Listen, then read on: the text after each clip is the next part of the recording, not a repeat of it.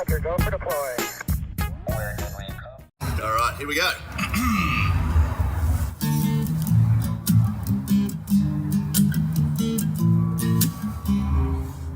We see Alex molesting a barbell.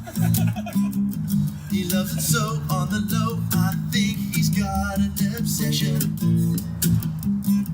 A rig like Thor. Yeah, this dude is ripped to shreds. And my friend, I want to know how many live goats do you eat a day?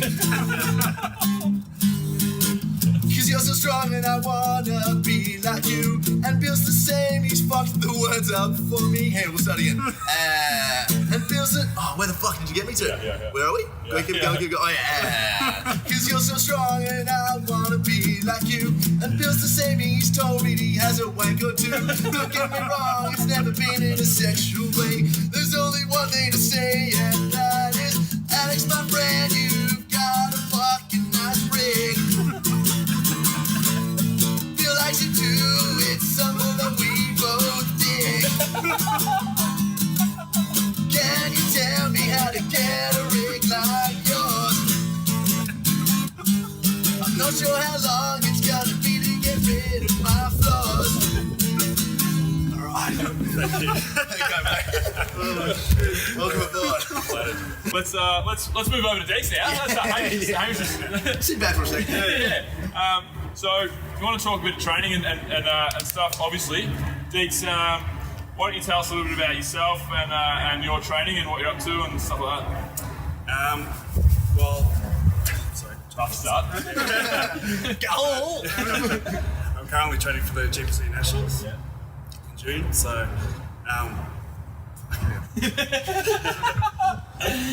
just give me a sec here. Yeah, no worries. Sorry, man. It's alright. What's going on? You just get nervous. Yeah, I just had fucking mad anxiety. Yeah, it's all good. Yeah. It's all good. Yeah, we'll just chill out for a second. Yeah. Hey, no worries. What should we do? Should we just we'll just chill out? Yeah, you can steal for a minute. Yeah, we've got plenty of time, so we can just do technical difficulties. Yeah, sorry, man. I just like I've been like fucking just like fighting like a panic attack. Oh, really? Yeah, man. I'm just like, bro, we don't have to record. Yeah, I was like really just like, yeah. Oh, bro, you should have told me. Man, for sure. sure. Should have told me. We don't want to have any stress. Nah. There's no stress should be for attached sure, to this man. shit. Don't worry about it. Yeah. And you know, like, we've all been through it. Yeah. Yeah, I was sort of like thinking I could like get through it and then we could like talk about that stuff, but like, fuck, man. I'm just like, Yeah, let's just chill. Yeah. For Yeah, sure. sweet. Oh, what a bummer, man. yeah, sorry, man. It's actually Like- good because it'll like, hopefully if we can do it next time, we'll just like, we'll make sure that we don't ruin the trivia like that. Oh man, that's classic. Yeah. So what's been going on, Deeks? You still getting your talent? Yeah, I don't know. Just like had like a lot like going on, just like with just like personal life and stuff. Like it's all like good, but it's just like so much like change, and I've like never had to be like so like independent before. So it's just like Oh, actually, you were telling me about this earlier. yeah, that's just like a small part of it, but like Yeah. it's just I don't know. I've always just been able to like hide behind some things, but now it's just like I'm being me, and so like the idea of like coming on to like something like this and like talking like as me, I just like I know you'd like talk about it like you had, man. like panic attacks and stuff. Oh, I've had, they're shock. I like don't want to make this about me at all, but like if it helps at all, like I mean, panic attacks, mate. You just can't talk. Like, Yeah, that's You just exactly can't. that's Can't exactly control what it, happened. yeah. It's literally what happens, you know. I remember I had one in front of 35 people when I was giving a debrief at CrossFit Richmond, and it was so embarrassing because I was just like, oh fuck, like I don't know, all the thoughts you tell yourself and all the shit that's going on, you feel like you're fucking dying, you know. Yeah. But it's weird at the same time because then you talk to other people and they're like, oh man, you just had too many coffees. I'm like, what? I was dying inside. Are you fucking kidding me? Yeah. It's a funny one, especially I noticed it more and more like when the volatility of life happens, because you don't have any like, oh sweet, I've just got to a happy place in the moment. You know? It just feeds into other shit as well, man, for sure. Yeah, I remember. I've told you about this one time. Yeah, this was not. I don't know if I've told you about this. Maybe I have. When I was with Jill still, and I was really struggling. I had This day where I was just looking at Instagram. I came home, I was tired as fuck. I was just looking at Instagram for like 2 hours on this couch with house sitting. And Jill was out having drinks and like boozy brunch with her mates. And I was like, she was supposed to come home at 5. And we were supposed to have an adventure birthday party that night. And I think you've spoken about this. Haven't you spoken about this on the podcast? Yeah. And I was like, Jill was due home, and I'm like, she was late though, and I was like, I don't want to come back with anybody. Like, I was just doing shit. I don't want to come back with anybody. I don't want to talk to anybody right now. I was stressing out. And then I heard her at the gate open. It was her and Connie, and like Jill's up and about, like she's an up and about person. And Connie and her, like, they were just laughing and carrying on, having a great time. And I fucking jumped to my feet, grabbed my shit that I had next to me, went to grab my bag on the way. This is so they didn't know that I was there. Went to grab my bag on the way, missed my bag, but just sprinted up. Like, I had no control over this. I sprinted up the stairs and locked myself in this room. She was like, "Yeah, are you here?" Like, yelling out. I was up in the bedroom, just like fucking, like trying not to fucking breathe heavily so they wouldn't know that I was here. And then, it was like, I've only had 2 panic attacks really. I had one with Frey's wedding, but. And then I had that one. It is funny because you're like, how come I can't control my body and my right now? Like, I have no control over anything. It's weird. Yeah. I've had like one full-blown one where because I just like didn't know what was going on. Yeah. And then I've had like plenty of times just like that where it's just like that. And I'm like, I just like have to stop. Yeah, no, for sure. You just can't go on. Like, have you read 10% Happier by Dan Harris? I've got it. Yeah. I haven't read it. Have you seen it? Mate, like, look at this. Have you got YouTube of this, done it? What is it? YouTube. Have you seen the panic attack that he had on live? I've watched it. I watched it before. I started reading it. Yeah. So I watched it before. Yeah.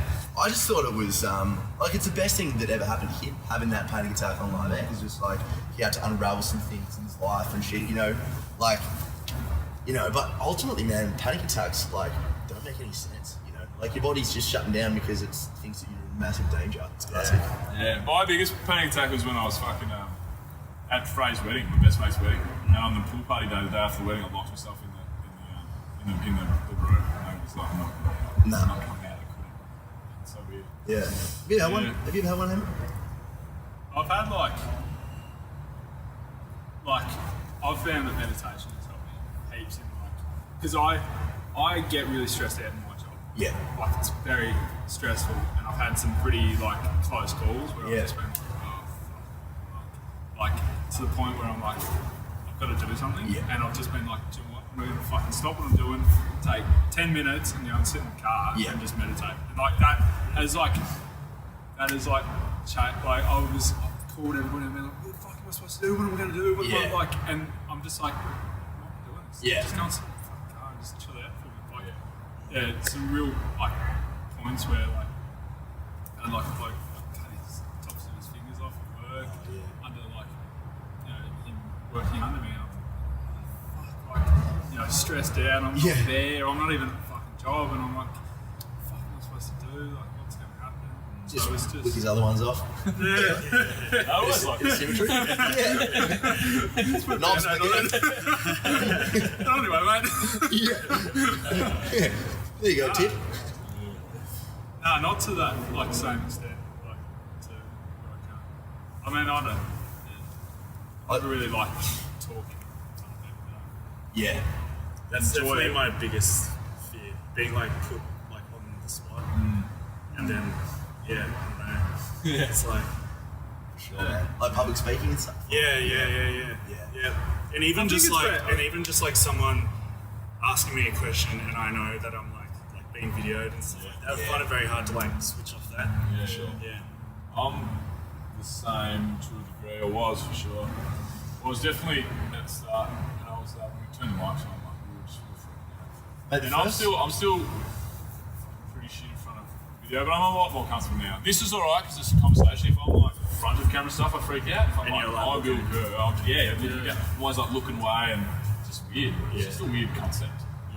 Some people, you're normal. You're pretty normal. Have you found that you're getting more hits from YouTube, or is it like, do you find that just like some of them you could do? It's just another media stream.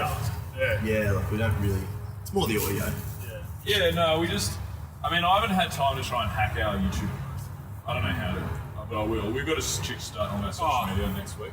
But we're just like, we're just building. Like, Adventure's not going anywhere. We're going to have 1,000 cool videos in 3 years' time. We'll have a bunch of people watching it, and you know, it's cool. We haven't really. I'm more wondering if it's like if you just do like has it changed much from like just doing podcasts? Like, is it adding the audio, adding the video? Yeah. The way have you guys found it better, or is it like? Oh, I don't find it any different really. I don't feel like we've been any different. No. We just turn them on and. I've been lucky though. I've never had an issue with. It's never changed. Do you mean like has it changed? Has it changed the dynamic? Yeah. Has it changed you guys like what you talk about or how you act? Or? Just like the way we sit. Yeah. We're never naked anymore. No, I don't really feel like it. You know, I feel like it's pretty. Like I've got to on Sunday. I've got a key to get in here. But I've got to come in for some videos, and like, a lot of it's like, I'm Bill Kerr, this is how we're going to do like stuff for like some courses we're doing for like partnerships and shit like that. And I hate that shit. That makes me real uncomfortable. Like the stuff you do, all that like face the camera, like talking, your feelings, whatever. Like that shit could not make me more uncomfortable. You know? But the reason I do it, like, partly is because it's so therapeutic for me. Like, honestly, man, like, you know, you saying even just the word panic attack is like super therapeutic for me. You know, because like, I mean, I'm out of it now, but I was there wholeheartedly. You know, you listen to me say that shit. You know, it's. Who hasn't listened to any podcast? Oh right, You know, you've never heard me say. I've explained it to him after. I've heard how talking about you talking about that. Yeah, exactly. Yeah, oh, classic. Yeah, no, but like it's just so because you know I value it so much, so it's very you know, there's an element of like self-indulgence with it. You know, it's not just like, oh, I'm Tom and like I'm really comfortable doing this. It's like I'm Tom and like I fucking need it. You know, that's great. Yeah. The more I can just say words like anxiety, OCD, panic attack, shit like that, the more I can just get used to them. And normalize them. So just always normalise them, you know, and like you know that. I mean, I remember I had this conversation with a mate of mine, Dave, and we were all just sitting out at my mate's barbecue. There was like 20 of us, just all lads, and you hear conversations like, "Oh yeah, fuck man, she's real hot," like, you know, just classic boy sort of thing. Yeah. And we started getting into a talk because he was asking me about my book, and he was like, "Oh man, you know, I was looking to pick your brain about like some of the anxiety and shit that you had in the past," and I was like, "Yeah, sure, like this is fine," and it's like. At the very end, I said nothing weird, you know, I just said my experiences, and he said, what the fuck, I can't believe, like, you know, you have, like, you know, you have felt like what I'm feeling. I thought it was the only one. I was like, are you fucking kidding me? Like, I've individually spoken with every motherfucker here about this shit. Like, every single human being in the world, you know, we have to. We wouldn't be alive today, you know, because we need to know when danger's lurking. It's just fucked in the modern world because we don't have to fend for ourselves as much anymore, you know.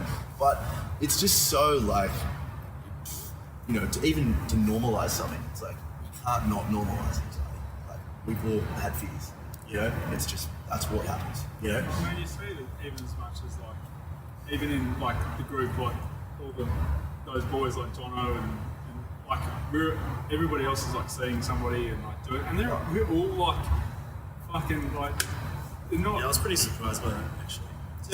That's exactly like Jono and stuff like feeling like hyper masculine. But then now it's just so it's opening up that conversation as well, and normalising it. It shouldn't be. Probably something I don't talk about enough because the first time Bill asked me, I was like, nah, sorry man, I'm just like in the headspace. And then the second time I was like, oh, fuck, I said no. He's getting like, I'll just do it. I'll just like, you know, fucking just like get over it or whatever. But like, obviously I never get over it. Still my kid. Bill made it worse. So mate, how classic is this that there's two blokes on a podcast with a fear of public speaking? We're not doing well. Oh shit. Face no fears. Yeah, exactly. Trying to. So where did yours come from originally? Because I don't think from chat, I don't know that. Yeah. Oh, we'll get pretty deep straight away. Yeah, straight in. Take your pants off, mate. We're gonna go running. Yeah, I guess that like fear of expression definitely came from like my well, it probably started a little bit earlier. Yeah. But it started with like my friendship group in high school. Yes. Yeah. Yeah. Did I talk about that? I do remember that. Yeah. Yeah. We were having a coffee. Yeah. Yeah. You paid for it. Huh? Yeah. Yeah. So, yeah, they just. Hang on, sorry. Yeah, it's all good. Because it's one of those things where I know for me personally, and I was telling you about this as well. Yeah. It's like you have a feeling, and then it's like, oh fuck, it's coming on, and then it's like a perpetual. You can't seem to get rid of it. It becomes like a breathing thing as well. It's like my body's just like, get the fuck out of here. I'm just going to cloud your mind so you can't even think. Yeah, exactly. Just get out. Just use this opportunity. Leave. Yeah. You suck. Yeah. Oh man, for me it's more the thoughts. Like I don't necessarily get really cloudy with it. Mm-hmm. It's more that I just get kind of I don't know, like maybe it is a little bit of a sense of cloudiness or something, but yeah, some people talk about a public speaking fear, or just like any sort of socializing fear. And they say that, you know, they get these things and they just can't think about the next thing to say. Yeah. You know, but for me it's kind of just like, oh fuck, everyone's looking. Yeah, right. You know? And even now I could probably focus on like the external sort of thing. Yeah. I don't really get cloudy in a sense, you know? But I don't know, I often think about the evolutionary side of it. Mm-hmm. And, you know, the cloudy thing probably makes sense because it's like, well, you know, we're going to stop you thinking about anything now to get you out of the room. Yeah. You know? Yeah. Yeah, I find it's like helpful to sort of like thank my body for that. Like, thank you for the warning, but I don't need you. Yeah. Like right now, so. True. Yeah. Yeah. So is that what you're doing now? Yeah, for sure. Absolutely. Yeah. Do you get that with other things as well? Because I just imagine because, you know, rather than going straight into it like I did, you're also a very, very strong individual. I just imagine if I was walking up to a barbell with that much weight on, I'd be like, I'm getting cloudy right now. Yeah, I don't know. I don't really get that at all. I get excited. Like, it's just like a way to like, you know, I don't know, test out my strength or test out, you know, my mental strength as well. Because I know that's like my... where I'm comfortable. Like, on the platform, like that's my home. That's your place. That's your place. Yeah, we've all got a happy place. Yeah. See, I don't get nervous like up on stage or anything like that. Yeah, no shit. Because I'm good at lifting. Yeah. You're not bad, mate. So, yeah, absolutely. It's just when the mic comes out. Yeah. Man, 100%. Yeah. I remember there was a time where I was doing the scoring for a CrossFit competition at my old CrossFit gym, and I was just like in the background the whole time. And this was just after the panic attack that I told you about. I think some of the listeners know. It was like a panic attack that I was in front of like 25, 30 CrossFit members or something. And it was a thing where I don't even like to use the label panic attack anymore because like, cool, you know, that's right, but that was just an old me. Yeah. But it was a thing where I'd gone out, I was real pissed from the night before, and I just hadn't looked at the board, and for some reason it came on. You can never know, there was probably a bit of coke in the system. You know, from Macca's. They're doing all sorts of things now. but it just came about, and so I had this like preluding fear to talk, you know, right at that trigger point of like 30 seconds or so. And I was asked to, you know, give out the results to all these people. And even that, it wasn't even like a public speech, but anything where you're in front of a crowd or something. Yeah. And for me, one-on-one's fine. You know, 1 to 10's fine, but it's the exact same thing of when I had the last trigger. It's going to go, right, this is the exact same scenario, so here we go, you know? Yeah. And it'll just go, we're on. And I could feel it coming on, so I just started to speak really quickly. I was like, oh, my first, second, third, sweet. And everyone's like, what? So it's ran. Yeah. For sure. Yeah, right. Yeah. And someone had to take over for you, or? Yeah, it wasn't. I think I managed to get it out. I think, you know, and it's never as bad as what you think it is. Because right now, you're probably like, fucking hell, you know? Yeah. But you're totally not, man. You're talking to a mate, you know? And for me, it was like the exact same thing, you know? It was just one of those things where in my mind I was like, did anyone just fucking hear what I said there? Yeah. And people did, you know. Yeah. So it wasn't the end of the world. Yeah. It was good. Nice. But yeah, anyway, so we'll go back. Yeah, for sure. Yeah, so with my mates, it was just like that classic boys sort of banter. Yeah. That just goes too far. Yeah, for sure. It can still. Yeah. And like I'm a little bit hesitant talking about it because I'm actually like really good mates with definitely at least a couple of them. Yeah. That I'm still like right now. Yeah. But we had to go our separate ways first and sort of do a bit of, well, I know I definitely did a lot of like self-development. Yeah, for sure. And I think I definitely encouraged that energy within the group. Like when I started to hang out with them again, it was definitely a lot different. So that's like really awesome now, but massively. Back then it's like I'm nearly 27 now, and it was 10 years ago. Yeah. So I was always just the butt of the joke. Yeah. Like anytime I was pretty much conditioned to think anytime I was going to open my mouth I was going to be ridiculed. Yeah. Fuck. So anytime, you know, I still just have that now. Yeah. It's like I just like don't want to say anything stupid. I don't want to look awkward. I don't want to be like that, you know, Alex the quiet guy. Yeah. So it makes a lot of sense. And you know what? Because, you know, I went to an all-boys school and I absolutely had mates like that as well. And, you know, one, if you're pointing the finger at someone, there's three pointing back at you. I can absolutely say that, you know, I was probably doing some of that stuff as well, just to fit in.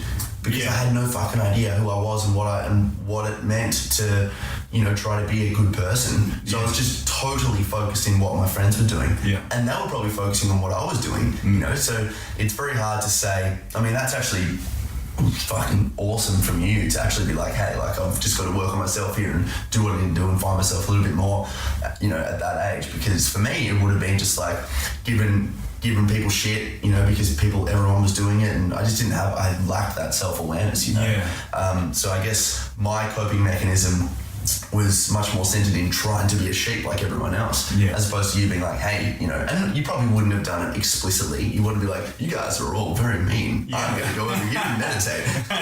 Well, the thing was, like, for the first, like, couple of years, like, I'd try and give it back, but I was just, I'm just not that witty, you know? I'm just like, I could just never come up with something that good, and it'd always just come back on me.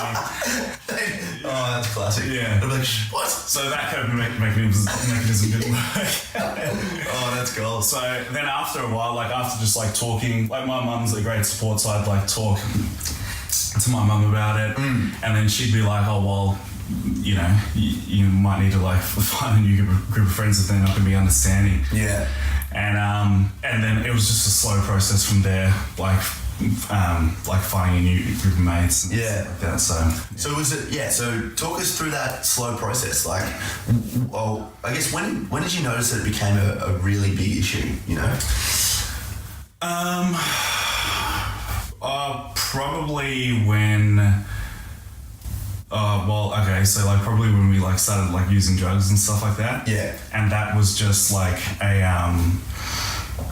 anything I was feeling was being plugged into an amplifier, you know? Yeah. Like that anxiety I had was like really being brought out. Yeah. And then like, so I thought that was more the problem at the time. True. But it was just really, not that it wasn't, but like it was just like bringing up all the other stuff that I pushed down. So and then eventually, like I ended up seeing like a psychotherapist and working through it, which was like being life changing. Yeah, for sure. Yeah, it's amazing. It's good, isn't it? Yeah, it's amazing to think that. I don't know, I look at psychology and psychotherapy, I honestly don't really know the difference there. Something psycho, you know, it's all the same movie.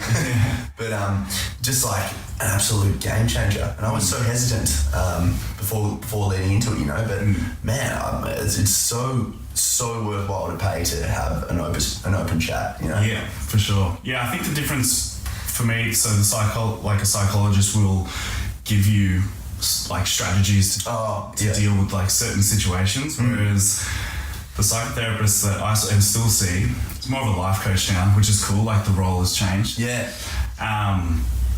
it's more of like, oh, I'm gonna point out all these things, which I didn't really get at the time. But now I understand he was just making me self-aware. And then all these things are like bubble to the surface, and you have to deal with them. Yeah. Otherwise you break. Yeah. Because it's just like all at the surface now. Yes. And he sort of, it was crazy. Yeah, that's good. Yeah. That's good. Gives you the tools without you really knowing. Yeah. It was, Or like it makes you aware that there are these things that you need to pick up to sort it out. Yeah. Yeah. So what were some of them? Okay, so I had a girlfriend at the time, and like one of the biggest things was I was just really like reliant on her in just like so many different ways. Yeah, just yeah. Like little ways, like didn't know how to use a washing machine, like wouldn't like. That's still me, man. Would never like if we were looking for like a place to rent or something, I would never be in charge of that because I just was not that much of an adult. She was 3 years younger than me as well. True. And I just like couldn't handle things like that, you know. There's no barbell associated with it. Yeah, but we.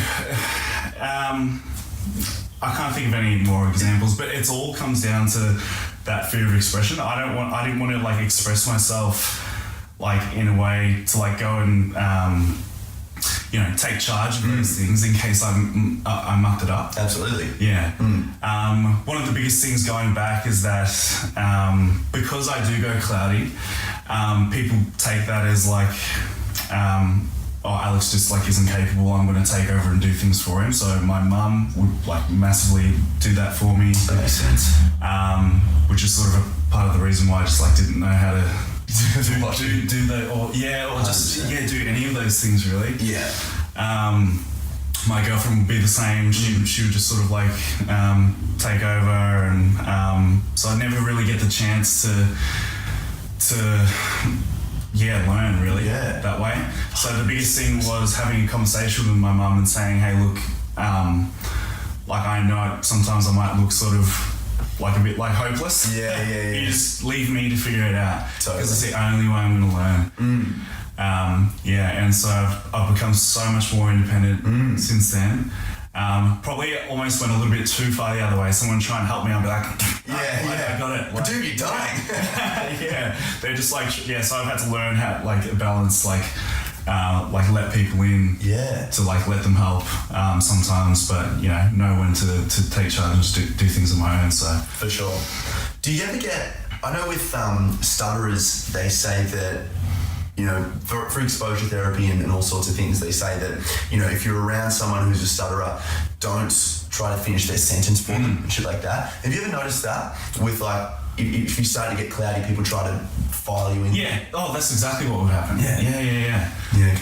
Yeah. And I've always been not even like consciously mindful of that. Like I've always, if someone's like, I've got a friend who's got a stutter, and I'll always let him finish his sentence. I'll never try and like finish it for him because I think like I just like knew how that felt, like in a way. Totally. Yeah. It's funny how that I'm only works. actually realising that now as I'm saying it. Yeah. Oh, it's good, and you take your own values with it for sure. It's like if someone has like a little piece of shit in their teeth or something, you want to do right by them by not making them feel embarrassed, but then at the same time they just got a piece of shit in their teeth. Yeah. So you just got to be like, I don't know, does that even make sense, that bizarre metaphor there? But I don't know, sometimes you got to be like, hey, look, get it out. Yeah. Or in the case of the stutterer, don't say anything to allow them to actually build upon that confidence. Exactly. Yeah. So do you still have that sort of relationship with your mum, or? Yeah. It's she struggles with it because see the thing with like as in she struggles with just like letting me do stuff. Yeah. Because if she would see me anxious or upset, that would trigger her anxiety. Totally. Yeah. And so that's why she'd be like, I gotta fix it. So that's where it actually all really came from. Yeah. All part of it. So she has that thing of she wants to fix it as opposed to, because some people, people deal with anxiety in all different sorts of ways. Yeah. Some people just want to be like, not today or whatever. You know. So she has that thing that she kind of wants to help you out a little bit there as well. And yeah, cool. Yeah, probably, and she doesn't really help herself enough, I would say. Yeah. As well. It's sort of like that, everyone's a reflection of yourself sort of thing. So she sees me anxious, probably, you know, subconsciously triggers her own anxiety, you know, how, like, or makes her think about how she's anxious, so she tries to fix it in me, you know? Yeah. So, fuck. It's a perpetual spiral, hey? Yeah. We're all just such social creatures who just want to help everyone out. yeah. It ruins it. do your own thing. Yeah. Okay, cool. So when did you find powerlifting then, man? Like, was that on the self-development path? No, not really. It was, so, well, I started just like going to gym when I was 15, but then just specifically the sport of powerlifting in 2013 I started that. Yeah, and I think that's definitely a form of expression as well. Like when I struggle with that verbal expression, like lifting weights is you know, expressing yourself as well, and so I channeled it through that. Yeah, and you know, and because I was good at it, obviously, like stuck with it. So yeah, like you were always good with. Well, because I've been strength training on my own. Like when I first walked into a powerlifting gym, like I already had a 155 kilo bench, which was fairly good. Yeah. And then like a 170 squat and like a 220 deadlift. Man. Yeah. Fucking hell. Yeah. I'll never have those. But you know, I can do some juggling, so it's all even. Yeah, we've all got our own skills. So. Shit, dude, I love it. All right, well, we'll get back into the mental health stuff. I love talking about that. You know, you and I can talk about that shit till the cows come home. But give us a bit of a rundown about who Alex is and what he's currently up to at the moment. Like with self-development sort of stuff? No, just anything, man. Just anything? Yeah. Well, a lot of it is self-development stuff, so yeah, so I'm like really into my meditation at the moment. One of my friends at the start of the year started running like free classes. Oh shit. Nice. Yeah, on like mantra style, mantra-based meditation. Nice. So I've just been going there pretty much every Thursday morning, every week, to just learn. I'm like, because I've been to a few classes at like A-Space and stuff since then. Oh yeah. And they're like real like beginner level stuff. Yeah. Which is like any of it is great, but like I'm so glad that I jumped straight into like the 20-minute ones, because I feel like I'm on so much more of like a like spiritual sort of journey because of that. Yeah. Yeah, I find the effects are so much more profound when I sit and do the 20-minute ones rather than like a guided 2, 3, 5 minute one. So I've just been working on like I've got like a morning ritual that I do that's like really important to me, like with like meditation and stuff like that. Got my crystals and my incense and stuff like that. I've got like a diary. Started off as like a gratitude diary that I'll do at night, but now I do it in the morning. Yeah. And it's more just writing from the heart now. Like I'll just write 3 things. Like it could be like something that I'm grateful for, or it could be just something I feel like I need to write, and then I'll meditate on that afterwards. Yeah. Okay. So it sets your intention, sort of thing. Yeah. For the meditation. Okay, cool. I love that. Yeah. And that's just been like such a big thing for me lately. So it just like really just like sets up the rest of my day. Like if you're training yourself to just stop, like you get out of bed and I just stop. Like I'm not just like, bang, okay, I gotta make breakfast, gotta have a shower, gotta go to work. So that's been awesome. So yeah, man. And then apart from that, just training really hard, like I was saying before to you earlier. I've got like big goals next year for my powerlifting. I did really well at the recent nationals. Yeah, bloody oath. What were your numbers? I hit a 335 kilo squat, a 202.5 kilo bench, and a 320 deadlift. Fucking hell, man. That's pretty big. Oh my god. Lots of chicken and broccoli, eh? Yeah. Got me the win. Yeah. What's your diet like with something like that? I imagine you'd be eating all the time, wouldn't you? It's actually interesting. So lately, I've been trying this thing called the vertical diet. Oh yeah. Which is just like lots of steak and rice and everything. I think I just wanted to change because I do have a nutritionist. But after the comp, I was like, oh, you know, it's a bit of like a thing everyone's jumping on, and I was like, I'll give it a go. Okay. But I found that I was eating like 1.1 kilos of rice a day, and like my body just hates carbs. Yeah, for sure. Like I'm just so I've switched back. Like I was feeling lethargic. I put like body fat on. Yeah. And I went back to my nutritionist, and like after, it's literally been 4 days, and I'm so much more mentally alert with high fat, high protein, only carbs around training. Like my body's tightened up, like my body's like pretty like responsive to that sort of stuff. So I'll know straight away if something's working or not. So so the vertical diet, is that something like a ketogenic diet? No, definitely not. Keto's just fat, is it? Yeah. So this guy's stand efforting. It's just like, I don't really know that much about like diets and stuff, so I can't really tell you, but it's like, do you know like FODMAP or something? Yeah, I know FODMAP. Yeah. It's pretty much that. Oh, okay. Yep. In terms of like eliminating foods for like gut health and digestion, blah, blah, blah. So it's basically heaps of steak and rice and like oranges. Oh, really? No shit. And so like, you can have... and like capsicum, and there's and like you could have like 2 carrots a day. It's this like really specific stuff. Right. 2 carrots a day. That's interesting. Yeah, like because the horizontal part is the micronutrients. Yeah. So you have like really specific amounts of these foods to fill your micronutrient goals, and then the macronutrients is the vertical diet. Oh, okay. The vertical part. But yeah, anyway, that wasn't working for me. Yep. So I'm back on like high fat, high protein. Yeah. Which I feel so much better on. It's amazing how quickly that stuff works. I literally just started doing the same thing about probably 3-4 days ago. I found out that, I came to the conclusion that carbohydrates, because I can get easily inflamed. Like I had allergies as a kid, asthma I never had exercise-induced asthma, which is hilarious. Like, I just look, this could be a huge bro science thing to say, but exercise is good for you, so don't let asthma get in the way. Fucking hell. Yeah. But had all these allergies, allergic to nuts, all this sort of stuff, and then this year, bit of that exposure sort of stuff, I'm just like, fuck it, I'm just going to get rid of all of my crutches, stop taking all my medications, all my asthma, all my, nasal sprays and all that sort of stuff. It threw me right into the deep end. So I was, swelling up all the time, hives, breaking out. So there's just something I was eating, I swear to God it was, And recently I've just cut out the carbohydrates. I had a big day yesterday. What's today? Tuesday, Sunday. Had a big cake day. It was really fun. Low fat. Yeah. It wasn't.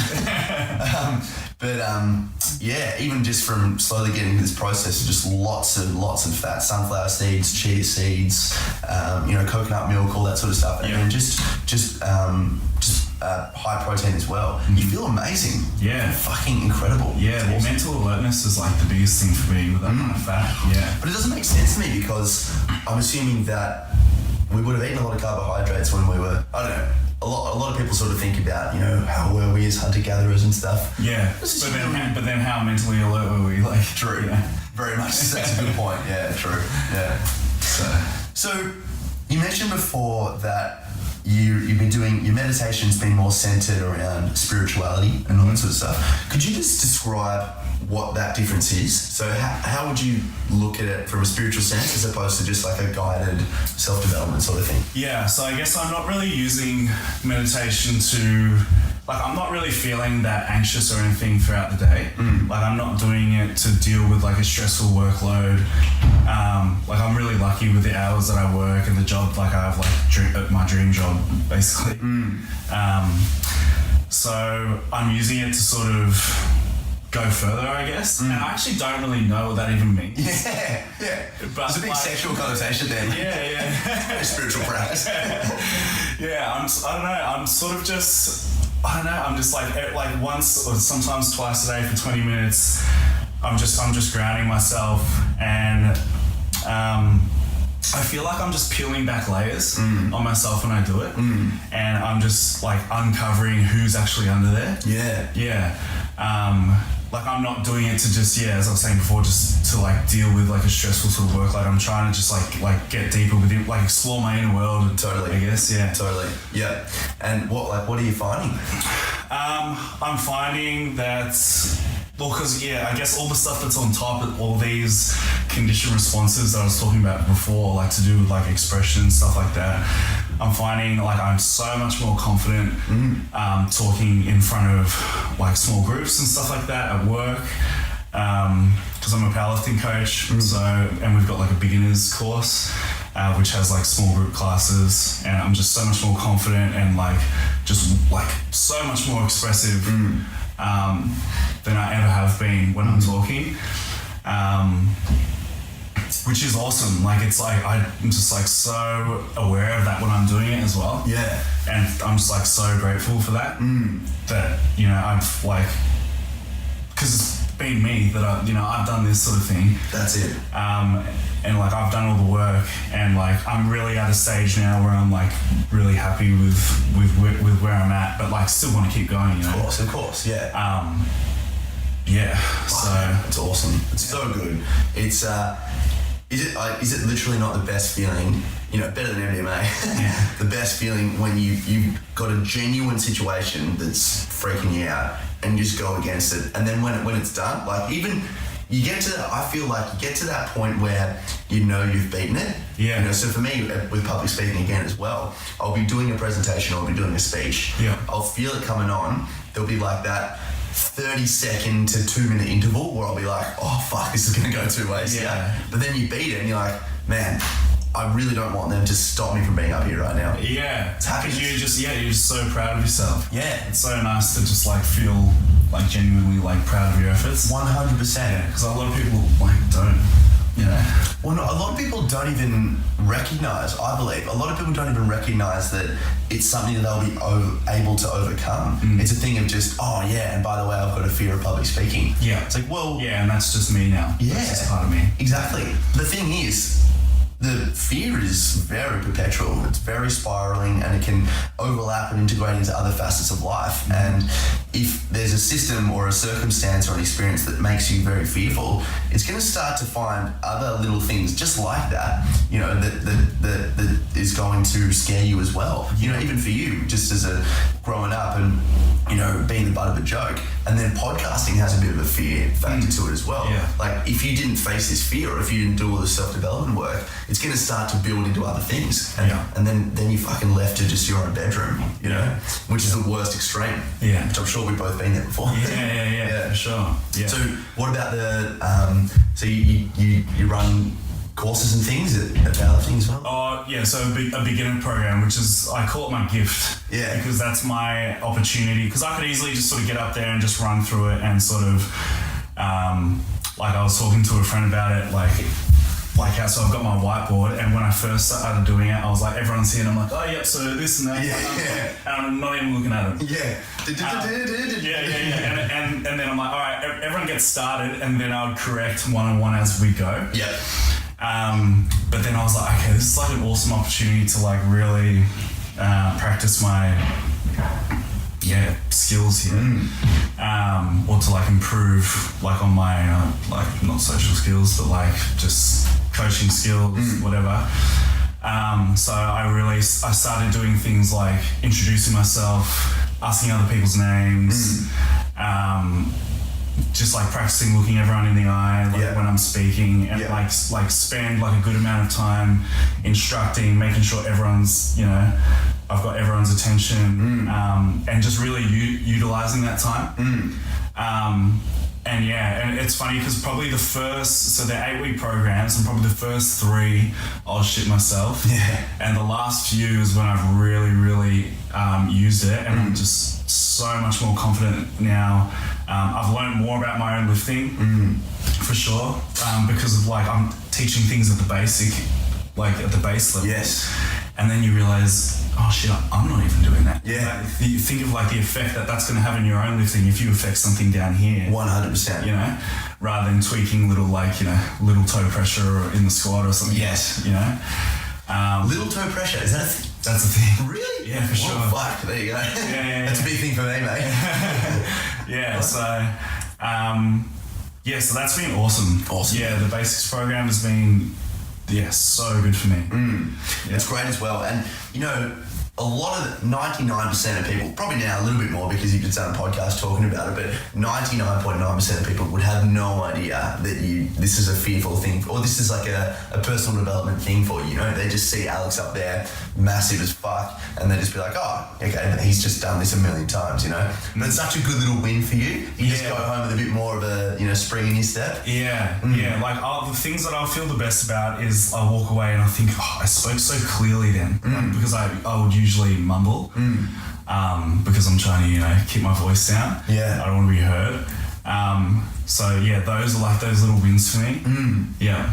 And what about so do you, well, I'll get it back onto that, but I just can't get this question out of my head. We started talking about it a couple months ago when we caught up. We started talking about crystals, right? Because I just still want to talk about the spirituality thing. Yeah.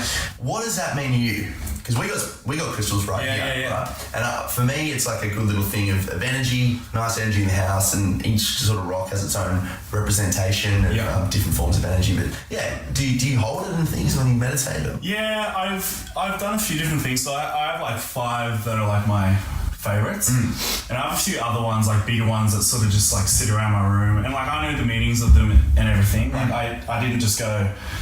Just pick them. Yeah, that's wrong. Yeah, that'll do. Yeah. But yeah, the 5, I've got like 5 like tumblers that I really like, and I've actually got like a bunch of, it's like don't ask me what they are because I actually can't remember. Yeah. But they're written up on my whiteboard at home. Yeah. And they're like, because I was like, okay, I need to like put more purpose into like having these crystals. So I looked up, I researched all like the meanings of them and like what they're supposed to do and everything, and then I picked a bunch of the ones like collectively from all 5 that I really wanted to work on. Yeah, and I've got them on my board. Just like things like reaching like a higher state of consciousness. Like staying attuned to your purpose, just stuff like that. Yeah. So, and do you find that they really help? Oh, I think it's just like having them there, and because I've got that purpose now, and they're written on my board. I've got them. It's like a reminder. Like they're sitting there, and I'm like, okay, like this is what I'm working on now. Yeah, I find they help in that way. Yeah. And they just, I don't know what it is, they just give a good feel. Like when I walk into my room and I see my crystals there, it's just like, I don't know, I just like, I'm totally with you, man. I don't feel, I actually don't know because some people are so, but again, like people are for or against anything, you know, it's like, oh, that's a bit too woo-woo. What do you mean, man? Like it's meditation. Yeah. Oh, yeah, and like, you don't have to like get into it like that. Like there's nothing wrong with like using those, you know, little guided ones to like do, like if you do have a like stressful workload, like there's like, you know, nothing wrong with doing it that way, but this is just what feels right for me. So. Yeah, of course, yeah. And even, you know, you can never underestimate the power of the placebo, you know, and even just walking into a space that, you know, this is outside of trying to make it a meditation room, but basically it's just a room with a couple of rocks in it. Yeah. But even because those crystals are there with the 2 little Buddhas, I don't know if we can get that in the camera, but anyway, you walk into the space and it reminds you of, you know, the purpose of the room. Yeah. You know, you walk in, you're like, oh, cool, like, this is a quieter space, very ironic, but it just feels a bit more correct, you know? Yeah. And I think it's just like one of those like conditioned response things as well, like every time you step in here, like that's how you feel, and then that's gonna like help you like with your meditation from there. Totally. Yeah. Like I always burn the same incense just when I meditate, because as soon as I smell it, that sort of trains my brain to go, okay, like this is time to switch off now. Yeah. It's time to let go. Yeah, exactly. So what's that incense? It's called werewolf's blood. Fucking hell. It's like extracted from you. Yeah, I got it from, there's like a crystal sort of place at the end of my street. You get pretty woo-woo, mate. Yeah. And like, I was like to the lady, I was like, what's your favorite incense? And she sort of just like went a little bit like, oh, well, it's actually like, it's got a weird name. Yeah. But it's this one. And I was like, oh, okay. Yeah. It's fucking sick. That's so good. Yeah. So what does that mean? Is it just like, is it the smell of it? I have no idea. Yeah. I have no idea. Makes you want to kind of kill a werewolf. There's no such thing, but yeah. Oh, that's classic. Yeah, exactly. Yeah. Oh man, I love it. Yeah. So what about your, so your public speak. Would you call it a public speaking fear, or is it a fear of expression? Fear of expression. Expression. Yeah. So it doesn't matter. Public speaking people... is just the top. Oh, okay. Yeah. So that's why this was so hard for me, because this isn't really public speaking. Totally. Like, just talking to you. Yeah. Yeah. But it's a fear of expression. Totally. For sure. Yeah. Does that get compounded upon how many people you're expressing to? Yes. Okay. Yeah, definitely. Yeah, for sure. It's very similar with me. I don't really have a fear with the expression side of things, but it's definitely a thing if once I start speaking to more than sort of 20, 30, 40 people, it's like, oh, okay, there's a fair few people here. Yeah. Today. You know, it's the hardest thing as well with fears is that you just got to do it. There's no other way to get better at it than just to do it. You know? Yeah, exactly. But it's also the most empowering thing. You know? And you have any other ways that you're kind of like trying to build upon that thing? You mentioned you did a podcast a week ago or something. Yeah, a couple of weeks ago. I did a podcast with a mate, and so I did that. Yeah, it's good. Yeah, so that was good. I got that same sort of trigger a little bit earlier. A little bit later in than today. Yeah. But I was able to overcome it and sort of push through and use my tools to push through. Yeah. So what are the tools? So what we were talking about before with the like thanking my body for like warning me, but like it's fine. Like I don't need you right now. Totally. Yeah. Totally. Yeah. That helps a lot for me as well. And it's tough when you're doing it like in the moment as well, because you're just like, I'm trying to talk and have a conversation here as well, but I'm also trying to have a conversation with me. Yeah, exactly. What's going on? Yeah, I know. Yeah, I guess I'm not like saying those exact things in my head, but I'm. You look crazy, man. It's just like definitely like it's a thought. So for sure. Yeah. Oh man, it's awesome. I appreciate you for sharing that, dude. It's good, really good. It's really empowering as well for. This is exactly what this podcast is all about. You know, there's so many similarities with what you. I don't want to say struggle with, but what your kind of like shortcomings are that you want to build upon, weaknesses, as with me as well. That's why when we had that, when you came on Adventure Fit, I was like so keen to have a chat with you, even just one-on-one, because I was like, dude, this guy's like 100% on my level with what I'm trying to do as well. It's the best. So, what I wanted to do with this show, and I still want to get into the powerlifting stuff as well, man, but kind of, if you could just talk us through, because I guess some of the listeners, in fact, you know what, I'll probably run a little bit of that previous show and then I'll talk about it in the intro as well. We did it. We tried to do a show together a couple of months ago on Adventure Fit. It was probably mostly due to the song. But of all jokes there, mate. Fucking hell, but take us through your mind with what was going on with that podcast and in the lead up to it. And I was actually in a really, really good mental state leading into that. And it was like, okay, like when Bill asked me to come on it, I was like, yes, like next challenge, I'm going to take that on, I'm going to kill it. Yeah. I'm going to throw Bill over the fucking side. And then I, just going into it, like I just like had that building like anxiety, especially because I knew it was going to be filmed. Totally. I think like being filmed is like... It's there, man. And so I had that building anxiety, but I wasn't acknowledging it really. I was just like, nah, it's cool, I'm fine.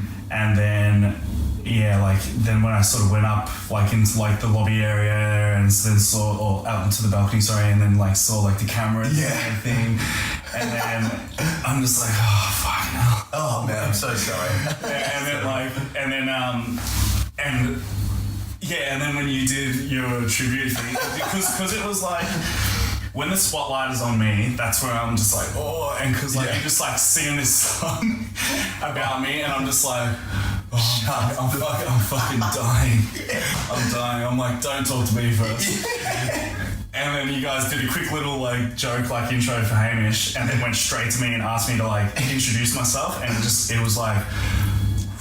It's like game over. And I didn't have the tools at that time to overcome that.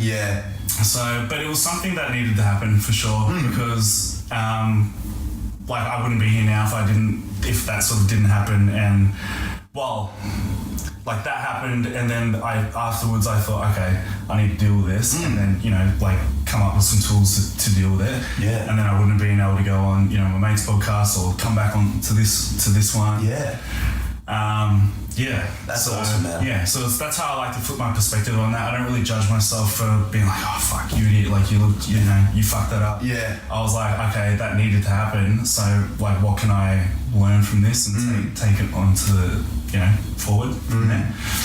It's that I think that is such a good takeaway for, you know, for our listeners, for the MindMate podcast as well. It's like, it's the hardest thing in the world at that time, or maybe just after that time as well, but just don't judge yourself, you know, because we've all, that's happened to everyone a billion times, you know. Yeah. And just that's the perfect way to do it, like flip the perspective and be like, okay, clearly defined weakness 101 right now, you know, but hey, great opportunity for you to now maybe start a public speaking club, or, you know, if it's not talking, if it's, you know, tight spaces or something, like, I don't know, build a cubby house, I don't know, do something where it's just, you know, because more often than not, those sorts of fears, at least speaking anecdotally, those sorts of fears are the things that, you know, you wish you didn't have because you really like to do them. You know, I mean, I love the idea of standing in front of a crowd and making everyone laugh and, you know, just having a really engaging experience with an audience. And I'm sure you'd be the same with your expression and that sort of stuff. Yeah. Well, I like love talking about like lifting and programming and just like anything to do with powerlifting. Yeah. So and obviously, you know, like I need to be able to like speak to do that. So 100%. Yeah. So did you get any of those feelings after it? It's like, did you feel like a bit of a thing? Were you able to flip the switch pretty well into positivity? It definitely helped, like just like turning everything off and having a chat with you guys afterwards. That was cool. I was a little bit down like afterwards. Yeah. But then I flip it pretty quickly. Yeah, that's good. That's power. That's probably something that I wish I could have done back then. That's been one of the biggest things with my counselor as well. Oh yeah. Just learning how to change your perspective on things, like constantly. You know, none of these things actually exist, like whether they're one thing or the other. Like, you know, you could feel like I felt down about that, and then I flipped my perspective and suddenly I felt positive about that. Yeah. Like, which one was real? Totally. None of it. Yeah. Like, so true. Yeah. Yeah. That's a scary road, man. Yeah. You start thinking about the fact that, you know, there are all different forms of reality based on perspective and I had change your perspective written up on my whiteboard. I have a bunch of like different things that I think are helpful to me, but I recently changed it to choose your perspective. Yeah, that's good. Because like you can. You totally can. Yeah. Does that help in the training sense as well? Yeah. Like, does it help when you're, I don't know, I'm sure you would come to a training session feeling flat. Yeah. You know, are you able to switch that? Well, it'll more help with, say if I have like a bad session, say if I miss a lift or like things were just feeling shit or whatever, I'll be like, okay, let's flip it, what can I learn from this? Like, you know, like my body's not, you know, functioning, you know, as a system properly, like where can I identify the weakness? And then when I identify that, I'm like, oh cool, that was awesome. Like now I'm going to be able to move forward and be even stronger from that. Even though that one session was shit, I like take it as a opportunity to learn and get better. Man, that would have to be a very, very good tool in your wheelhouse. How much has that changed your athletic performance?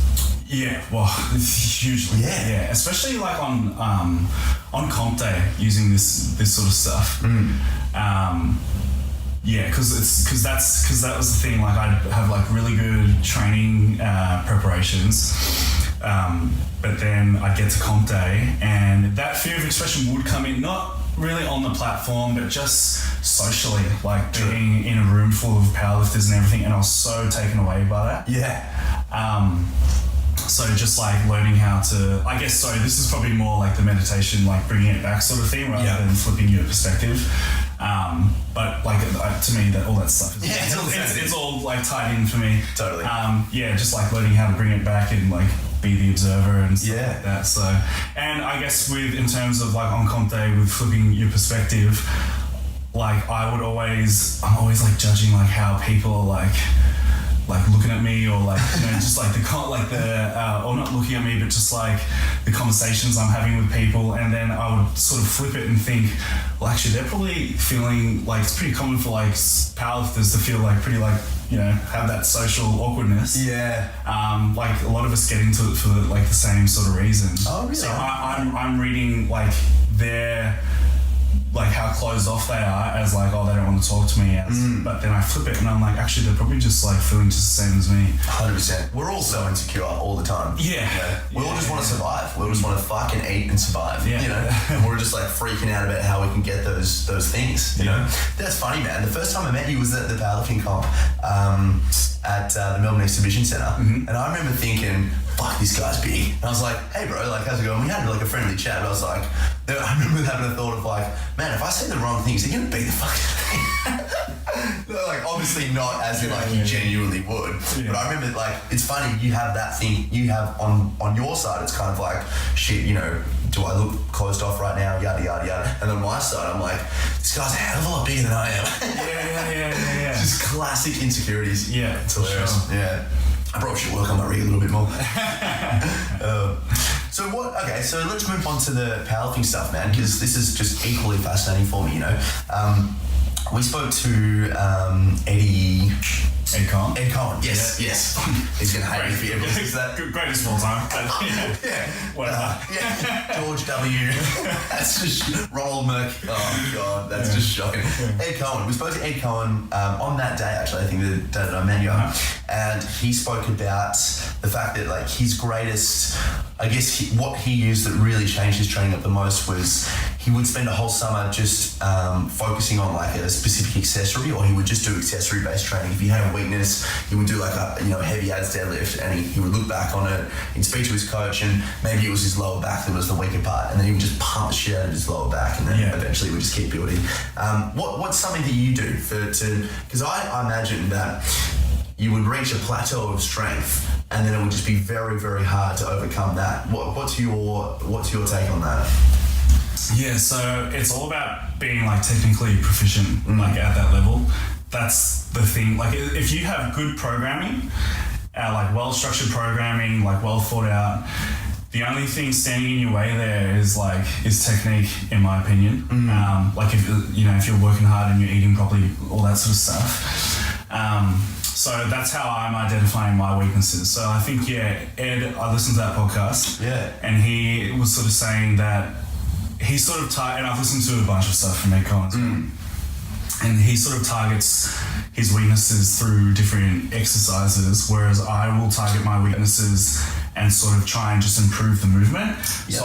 So say I've got like whatever sort of weakness, like in my squat, I'll sort of like, rather than doing like a front squat or some sort of variant to help with that, I'll just try and like improve the actual movement of my squat, like whether it's like whether I'm going into like an anterior pelvic tilt, like I'll try and improve my bracing, like I'll just actually just try and squat better. But obviously you have to like scale it back and work on those things, and maybe like do a few like activation drills to sort of just like improve like your proprioceptiveness to that area.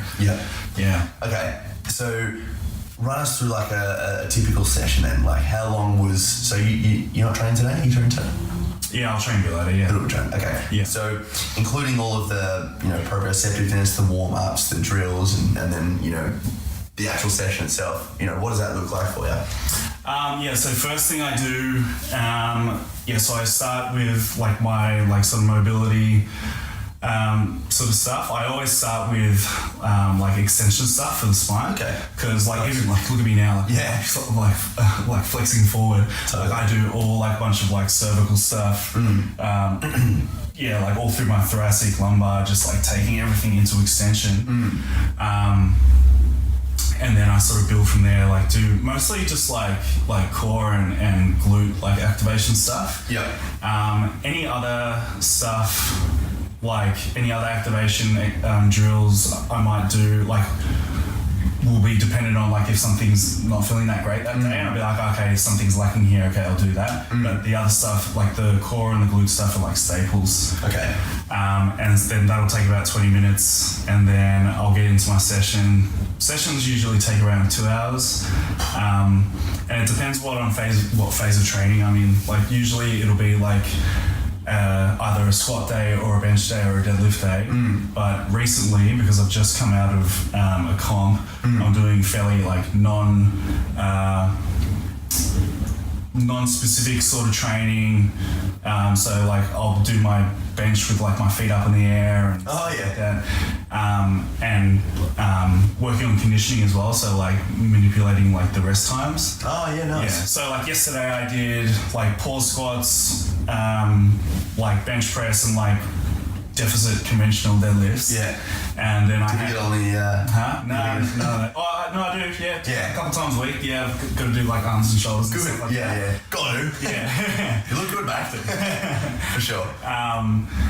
So that was my training day yesterday, and then so my coach, so I've got a coach, so he gives me like a percentage to work with of my 1 rep max, and then he'll give me a total amount of reps to hit, and then he'll say, okay, you got to hit 24 reps at 70% in sets of 3 to 6 with 90 seconds of rest in between. Okay. So that's like my conditioning sort of stuff at the moment. Yeah. Yeah. And when does that come into play? Is that just after a competition? Because I'm assuming that you want to focus on strength in the lead up or something. Or? Yeah. So the further out from competition you are, the more non-specific training you'll do. Yeah. So for anyone that doesn't know, the powerlifting is like the squat, the bench press, and the deadlift. So non-specific training will just be like different variants of those lifts. Like I'll do like a high bar squat and like a front squat and a conventional deadlift instead of sumo deadlift. That's cool, man. Yeah, and then it just sort of like all sort of like tapers in as we get closer to the comp. Like the weights get heavier, the reps get lower. And so, where do you stand? Like, you know, how competitive are you, and what are your goals for the next couple of months? I'm number 10 in the world. Yeah, I knew that. Yeah. So just making everyone. Thanks for bringing it up, though. Yeah. I don't mind saying it. For sure, dude. Express yourself. Yeah. So number 2 in Australia, though. So we've got Pat Morrison, who's number 1, who's just like a fucking gun. Yeah. So my goal is to win the Arnold Classic in March, which is like an extremely competitive comp. Last couple of years doing the Arnold Classic, well, it's just the timing of the year. Like it's in March. Yeah. And leading up to that, like I've gone to like Strawberry Fields Festival, Rainbow Surf. Like I have spirituality. Yeah. Exploring my consciousness. For like 5 days straight. Bring your crystals. So that's not great for the body. True. Yeah. So now, but I've just been making that switch this year to like, so I didn't do that well at the Arnold's this year, and my coach sort of said to me, he's just like, look, if you actually want to be good, you gotta stop fucking around. Like in my head, I was like, yeah, I'm trying to have this balance between like, I've got all these friends who like DJs and stuff, and they're like into partying, and like it's so refreshing to go hang out with that. For sure. Because it's so different. But like I really want this now. You know? Like I really want to be the best. So, and you can see it in the way you talk, man. Yeah, it's good. So I'm just trying to make all those like little decisions, like you know, that will like help like lead to that. Yeah. I'm not going to Strawberry Fields. Oh no! Rainbow this year. Consciousness will be coming down. You're gonna have to meditate twice a day now. Yeah, exactly. So that's what I feel like I have to do to win this comp, and it's going to be super competitive as well. People always drop out, but the people that are on the list or that I've heard are coming at the moment, like I think like the number 2 90 kilo lifter in the world is coming. So yeah. So that's your weight categories. So for the Arnold Classic, they have slightly different categories. So it's under 80s, under 95s, which is mine, and then 110, 125, and then super heavy. Yeah. But usually in powerlifting, there's like under 56, 60, 67 and a half, 75, and it just goes on and on, like all the way up.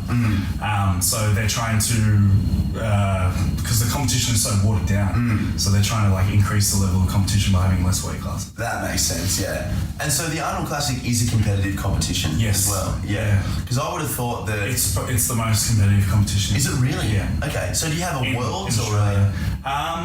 Yeah. So the federation I compete in usually, GPC, we do have a Worlds, but the competition is so good in Australia. There's just no one, because it's not a professional sport. Yeah. The best aren't going to Worlds.